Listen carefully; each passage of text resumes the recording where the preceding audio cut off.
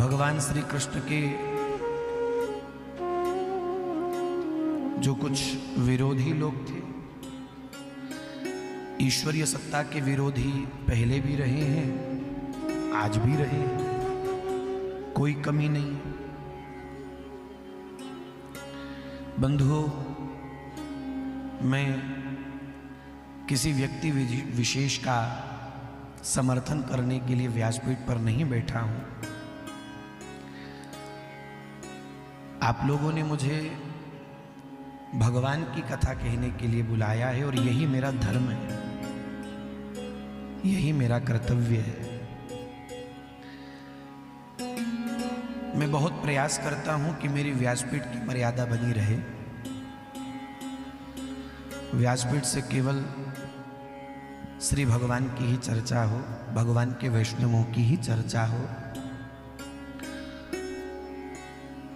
सामाजिक राजनीतिक चर्चा करने से मैं बहुत बचने का प्रयास करता हूं।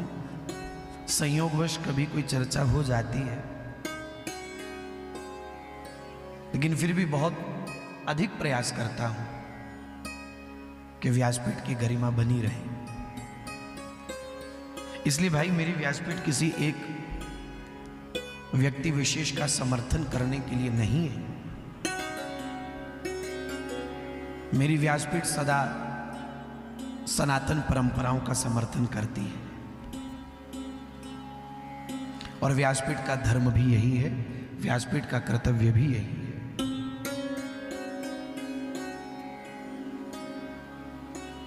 जनमानस का जिनसे कल्याण हो सके, समाज का जिससे उत्थान हो सके, पतन की ओर जाता हुआ समाज उन्नति की ओर बढ़ सके, सदा ऐसा व्यासपीठ से प्रयास रहा है। परंतु वर्तमान में भी देखा गया, और यह केवल आज की चर्चा नहीं है, पौराणिक काल से हम देखें, सनातन धर्म के विरोधी पहले भी थे, आज भी हैं। भगवान के विरोधी पहले भी थे, आज भी, और सदा शायद रहेंगे भी। और मुझे लगता है कि आने वाले समय में और बढ़ेंगे। सनातन धर्म का उपहास करने वाले, सनातन धर्म का अपमान करने वाले, सनातन परंपराओं को अंधविश्वास कहने वाले, ऐसे कुछ विधर्मी लोग, मैं उनको कहूं कि वर्णशंकर हैं। ऐसे कुछ विधर्मियों का बोलबाला पहले से भी था, आज भी है, संभवतः आने वाले समय में और अधिक बढ़ेगा। इसलिए ऐसे में हम और आप जैसे लोगों का ये नितांत कर्तव्य हो जाता है, ये हम और आपका फर्ज बनता है कि वर्तमान समय में अपने धर्म को लेकर के, सनातन परंपराओं को लेकर के, सनातन मूल्यों को लेकर के, सनातन संस्कृति को लेकर के, हिंदू संस्कृति को लेकर के, हिंदू परंपराओं को लेकर के, समाज में जो विधर्मियों के द्वारा, वर्णशंकरों के द्वारा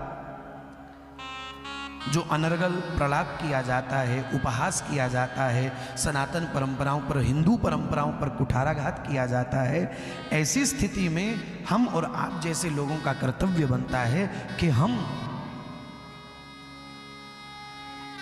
अपने सिद्धांतों पर अडिग रहें। यह हमारी और आपकी जिम्मेदारी बनती है। हम अपने सनातन मूल्यों पर अडिग रहें।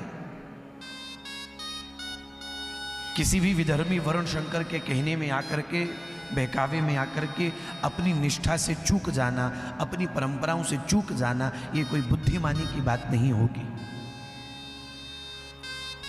ये विधर्मी लोग तो समाज को पतन की ओर लेकर के जाना ही चाहते हैं। अभी वर्तमान में एक देश में बहुत बड़ी चर्चा का विषय बना हुआ है। आप सब लोग जानते हैं, electronic media, print media, social media और सब जगहों पर वर्तमान में मैं व्यक्तिगत रूप से उनको नहीं जानता हूं, व्यक्तिगत रूप से मेरा उनसे कोई परिचय नहीं है, कभी मिला भी नहीं हूं, जिनको आज सारे विश्व में बागेश्वर धाम वाले महाराज जी बोलते हैं, बागेश्वर धाम, व्यक्तिगत रूप से मेरा उनसे कोई संबंध नहीं है भाई, मैं कभी मिला भी नहीं, वो मुझे नहीं जानते, मैं उनको नहीं जानता। मेरे जानने का केवल एक ही हेतु है कि भाई वो जो भी कहते हैं सनातन धर्म के लिए कहते हैं, हिंदू धर्म के उत्थान के लिए बोलते हैं। वो जो भी कार्य कर रहे हैं सनातन धर्म के उत्थान के लिए कर रहे हैं, हिंदू के स्वाभिमान को जगाने का प्रयास कर रहे हैं। और उनके जैसे ना जाने ऐसे कितने, केवल एकमात्र बागेश्वर धाम वाले नहीं, उनके जैसे ऐसे न जाने कितने ही महापुरुष जन हैं, जिनके जीवन का एक एक क्षण, एक एक पल केवल और केवल हिंदुओं के स्वाभिमान को जगाने के लिए, सनातन धर्म के सिद्धांतों की रक्षा के लिए, सनातन धर्म की परंपराओं के प्रचार प्रसार के लिए जिन महापुरुषों ने अपने जीवन के एक एक क्षण को समर्पित कर दिया है, अपने निजी हितों से ऊपर उठ करके, एकमात्र उन महापुरुषों का जीवन जनमानस के कल्याण के लिए है। ये सभी महापुरुष हमारे ही कल्याण के लिए लगे हुए हैं। चाहे कोई महापुरुष कंदराओं में बैठ करके भजन कर रहा है, कंदराओं में बैठ करके भजन करने वाला महापुरुष भी अपने भजन के प्रताप से हमारा कल्याण कर रहा है, तो चाहे कोई महापुरुष भरे समाज के बीच में बैठ करके, लाखों लोगों के बीच में बैठ करके धर्म का प्रचार प्रसार कर रहा है, वो भी महापुरुष जनमानस का कल्याण ही कर रहा है। चाहे कोई एकांत में बैठा हो, चाहे लाखों की सभाओं में बैठा हो, चाहे कोई एकांत में बैठ करके भजन कर रहा हो, चाहे कोई लाखों लोगों की सभाओं में बैठ करके अपने सिद्धांतों को प्रकट कर रहा हो, वो सब भारतीय वैदिक हिंदू सनातन संस्कृति के उत्थान के लिए ही कार्य कर रहे हैं।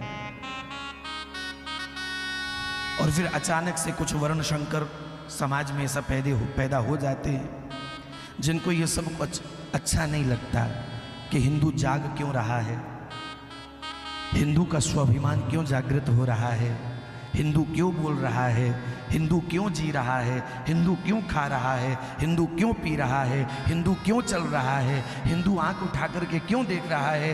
कुछ वर्ण शंकरों से, कुछ विधर्मियों से हिंदुओं की ये उन्नति देखी नहीं जाती। सनातन की बढ़ती हुई प्रभाव को वो देख करके बस तिल मिला उठे हैं, उनका रोम रोम भीतर ही भीतर जला जा रहा है, उनका कोई बस नहीं चलता है।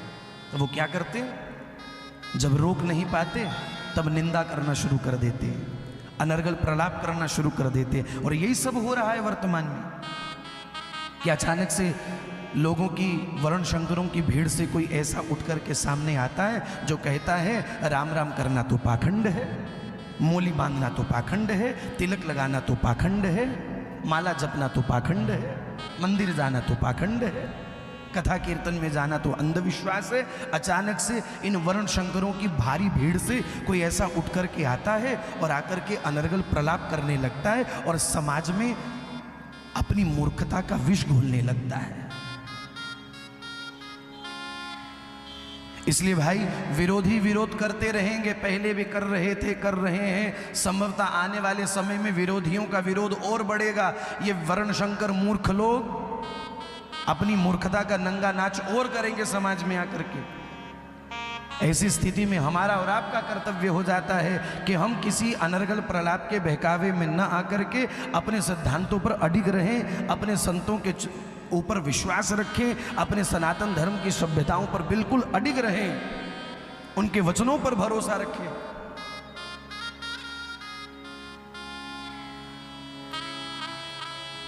आज पूरा विश्व देख रहा है कि भगवान के नाम का क्या प्रताप है, सारे संसार ने देखा है और देख वो भी रहे हैं। जो अनर्गल प्रलाप करने वाले लोग हैं, सनातन धर्म की इस महाशक्ति को देख तो वो भी रहे हैं, लेकिन क्या करें, उनसे ये बात पची नहीं जा रही है, वो पचा नहीं पा रहे हैं इस बात को कि हिंदुओं का स्वाभिमान कैसे जाग गया, वो इस बात को पचा नहीं पा रहे हैं। और जब पचा नहीं पाते तो वमन करते हैं। तो ये वर्ण शंकर विधर्मी लोग वमन ही तो कर रहे हैं। इसलिए भाई हमारा आपका कर्तव्य हो जाता है, अपने भारत के संतों पर विश्वास रखो, ऋषि परंपरा पर भरोसा रखो, अपने सनातन धर्म के सिद्धांतों पर अडिग रहो। किसी भी विधर्मी वर्ण शंकर के बहकावे में आकर के, उनके अनर्गल प्रलाप में आकर के अपनी निष्ठा को, अपनी श्रद्धा को, अपने विश्वास को कहीं खो मत देना। चूक गए तो बड़े घाटे का सौदा हो जाएगा, बड़े घाटे का सौदा कर बैठोगे।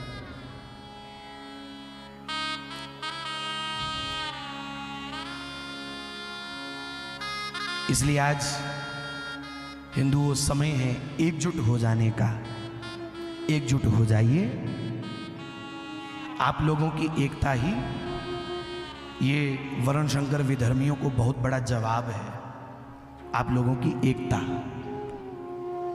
आप लोगों की कर्मठता। हमें चक्के जाम नहीं करने इन विरोधियों के लिए। ये जो विधर्मी लोग फैले हुए हैं जगह जगह, इनका जाल फैला हुआ है, इतना बड़ा नेटवर्क इनका फैला हुआ है देश में। इनके लिए अपने को चक्के जाम नहीं करने हैं, जिंदाबाद मुर्दाबाद के नारे नहीं लगाने हैं, ट्रैफिक जाम नहीं कर देना है, रेलवे ट्रैक जाम नहीं करना है हमको।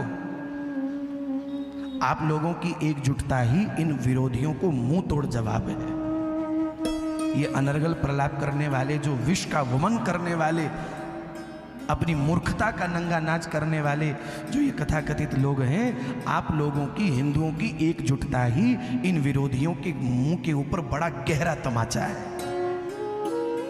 आप लोग अडिग रहोगे तो बड़ा बहुत गहरा तमाचा इन अनर्गल प्रलाप करने वाले वर्ण शंकरों के मुंह के ऊपर पड़ेगा।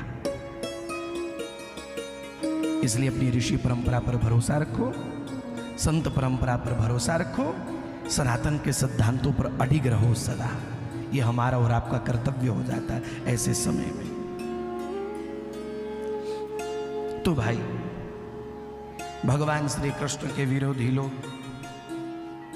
श्री कृष्ण के बढ़ते हुए प्रताप से, प्रभाव से जलने वाले, ईर्ष्या करने वाले, बिल्कुल वैसा ही दर्शन आज हम लोग कर रहे हैं।